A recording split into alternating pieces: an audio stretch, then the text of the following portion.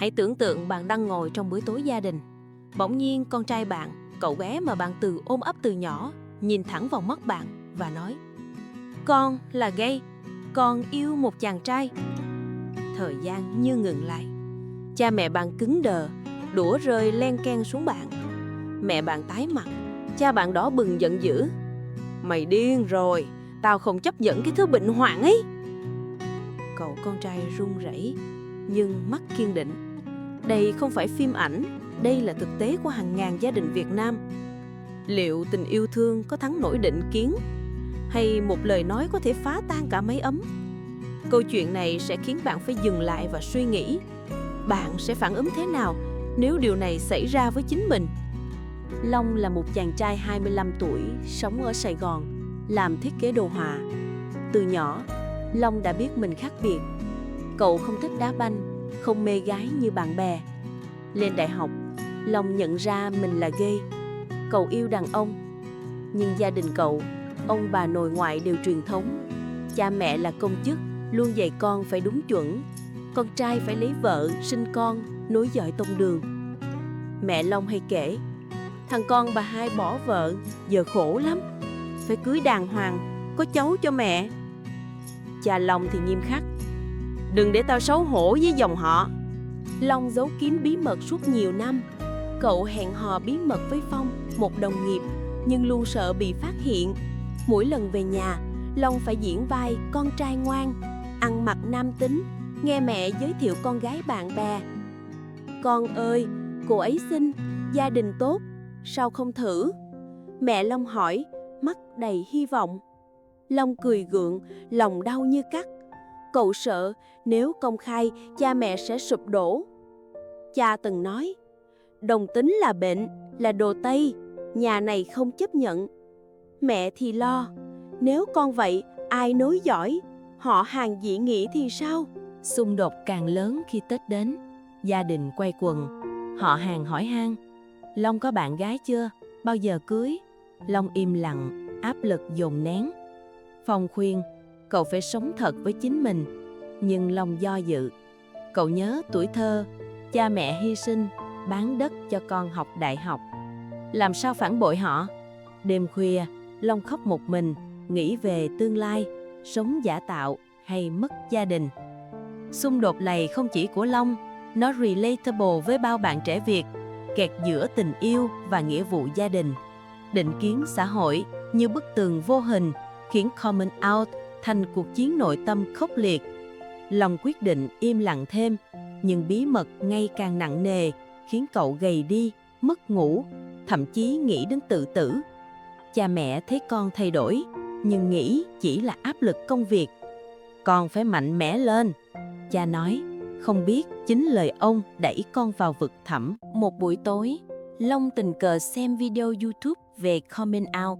Đó là câu chuyện của một chàng trai Việt kiều công khai với cha mẹ bảo thủ. Ban đầu họ phản đối dữ dội, nhưng dần chấp nhận. Video kết thúc bằng cảnh gia đình ôm nhau khóc. Long xúc động, nhắn tin cho Phong: "Tôi nghĩ mình nên thử." Phong động viên: "Tôi sẽ ở bên bạn." Biến cố nhỏ xảy ra khi Long về thăm nhà cuối tuần. Mẹ đang dọn dẹp, tìm thấy nhật ký cũ của Long, viết về crush nam thời cấp 3. Mẹ đọc lén, mặt biến sắc nhưng không nói gì. Tối đó, mẹ hỏi vu vơ: "Con có gì giấu mẹ không? Mẹ luôn yêu con mà." Long giật mình nhưng không dám thừa nhận. Thay vào đó, cậu kể về một người bạn giả định là gay, hỏi mẹ nghĩ sao. Mẹ im lặng hồi lâu rồi nói: "Mẹ không hiểu lắm, nhưng nếu là con mẹ sẽ cố gắng." Lời nói như tia hy vọng. Long chưa công khai, nhưng biến cố này khiến cậu tự tin hơn. Cậu đọc sách về LGBT, tham gia nhóm hỗ trợ online. Cha vẫn vô tư, nhưng mẹ dường như đang suy nghĩ. Đây là bước ngoặt nhỏ, mở ra cánh cửa đối thoại. Long quyết định công khai dần. Long mời Phong về nhà dưới danh nghĩa bạn thân. Buổi gặp ban đầu suôn sẻ, Phong lịch sự, mẹ Long khen thằng bé dễ thương. Nhưng twist bất ngờ xảy ra khi cha Long nghe lén cuộc gọi của Long với Phong: "Tôi yêu ông, đừng lo." Cha sốc nặng, lao vào phòng hét: "Mày nói gì? yêu thằng con trai, tao không cho phép. Ông gọi mẹ vào, kể hết. Mẹ khóc.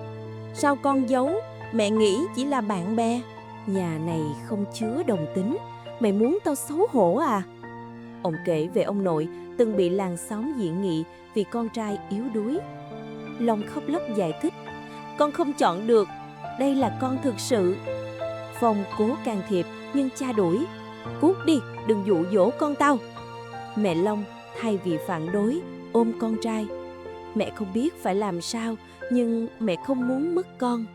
Bà kể bí mật, anh trai bà từng là gay, giấu kín đến chết vì sợ định kiến. Mẹ không muốn con khổ như chú ấy. Cha Long sững sờ, không ngờ vợ giấu chuyện lớn. Ông im lặng, bỏ ra ngoài. Long và Phong ôm nhau run rẩy. Từ phản đối tuyệt đối, mẹ ủng hộ, nhưng cha vẫn cứng rắn. Long quyết ở lại nhà, thuyết phục cha. Cha Long, sau nhiều ngày im lặng, gọi con trai vào phòng riêng. Ông nội đó, tay cầm bức ảnh cũ. Long bé bỏng ôm cha cười toe toét. Con nhớ không? Ngày xưa con hay khóc, cha luôn dỗ. Giọng ông run run. Long gật đầu, nước mắt lăn dài. Cha tiếp. Tao sợ con khổ vì xã hội này. Tao lớn lên ở quê, đồng tính là xấu xa, bệnh hoạn. Nhưng tao đọc những gì con gửi. Tao xem video, nghe chuyện người thật. Long quỳ xuống. Cha ơi, con không bệnh, con chỉ yêu khác cách thôi. Phong tốt lắm, anh ấy yêu con thật lòng. Cha thở dài. Tao biết, nhưng tao sợ họ hàng, làng xóm. Tao sợ mất mặt. Lúc này, mẹ bước vào ôm chồng. Anh ơi, mất mặt gì? Con mình là vàng ngọc. Anh nhớ chú em không? Chú giấu kín, chết cô đơn. Em không muốn Long vậy. Cha khóc. Lần đầu Long thấy cha khóc.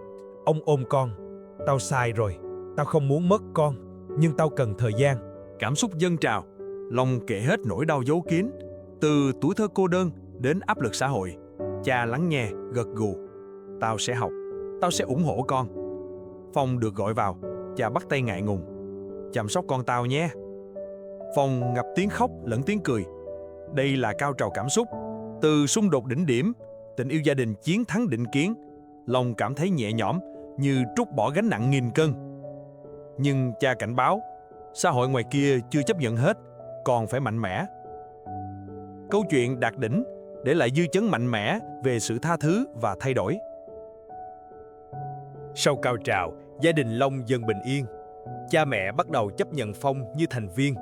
Họ cùng ăn tối, kể chuyện vui. Long cảm thấy ấm áp, như trở về tuổi thơ vô tư. Nhưng giải tỏa không hoàn hảo. Họ hàng vẫn dị nghị, một số cắt liên lạc. Cha Long cãi vã với anh em. Con tao là con đau, kể thiên hạ. Long và Phong đối mặt thử thách xã hội. Ánh nhìn kỳ thị nơi công cộng, áp lực công việc. Nhưng tình yêu gia đình là nền tảng. Họ tổ chức tiệc nhỏ kỷ niệm coming out với bánh kem yêu là yêu. Long chia sẻ, coming out không dễ, nhưng đáng giá. Nó mang lại tự do. Kết thúc ấm áp. Hình ảnh gia đình ôm nhau dưới mái nhà. Mưa ngoài trời đã tạnh. Dư âm còn đó. Hành trình chấp nhận chưa kết thúc, nhưng đã có hy vọng. Long nhìn tương lai. Có lẽ một ngày, xã hội Việt sẽ thay đổi. Bây giờ tôi hỏi bạn, nếu con bạn coming out, bạn sẽ đuổi nó đi hay ôm nó chặt? Đừng giả vờ trung lập, định kiến giết chết bao mạng người. Hãy hành động ngay, nói chuyện với con cái về LGBT, đừng chờ đến lúc muộn.